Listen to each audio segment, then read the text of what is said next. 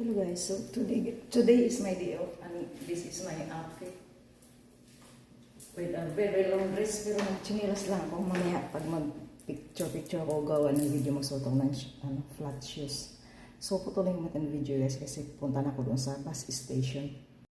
So on ko pala ito habang ako maglalakad. So papunta na ako doon. Tatawid, bit-bit ako guys, mabigat ito pero ayokong magdala ng hindi ko type pagdala ng ito niya aking accessories. Hindi ko type magdala ng yung maliit na luggage ko. So magaganito lang ko. So patayin ko muna.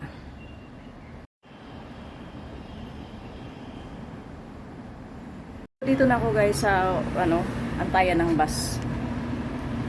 So gawin ko lang itong 1 minute na video, putulin ko. Kasi masyadong haba pag So dito ako mag-antay. Ay, yung solo man bus. Tapos naka-long dress ka pa. Wala, mag-isa lang po. Sulong-sulong.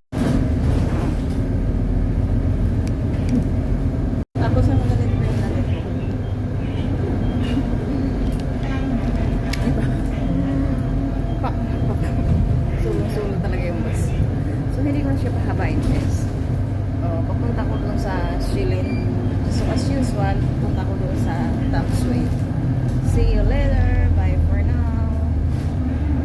Hello guys. So habang may inaantay ako guys, may itukwento ako sa inyo.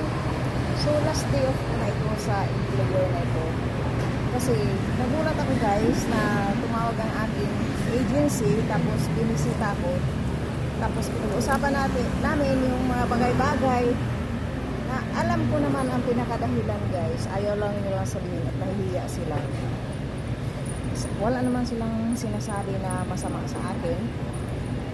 Hindi katulad yung sa pinalitan ko na may mga sinasabi sila na mabagal daw kumilos, mukhang may sakit daw. Paano hindi mabagal kumilos? Pagod na yun guys sa massage. Mag-massage pa naman umaga at saka sa gabi. Ako kasi guys, pinaprangka ko talaga.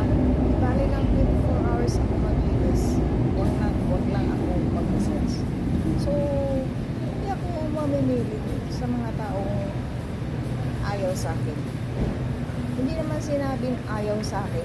May batas daw kasi ngayon na bago sa Taiwan na hindi nila napupunuan. Kasi itong aking tinatrabahoan guys, ay bawal naman talaga sila kumuha ng katulong. Hindi naman talaga silang amo ko. Yung amo ko ay yung ama nila, ama ng amo kong lalaki. Siya talaga ang amo ko. Pero dahil malakas ko siya, pinagtrabaho ako dito pinag-Cordapia. So ngayon guys, nabago yung contract ko. So lilipat ako. Ngayong September 25, meron ako interview sa new employer.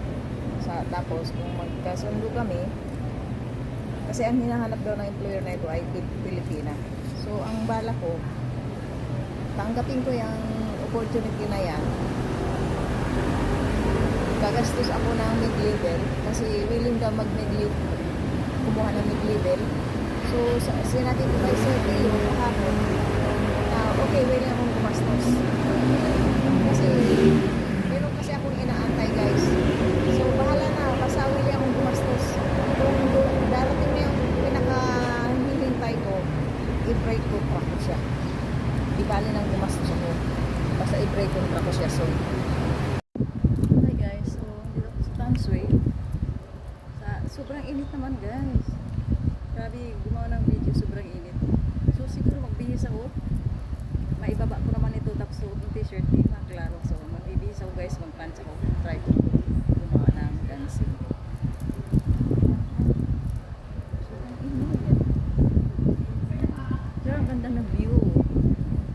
Ang ganda ng view, di ba? Sobrang init.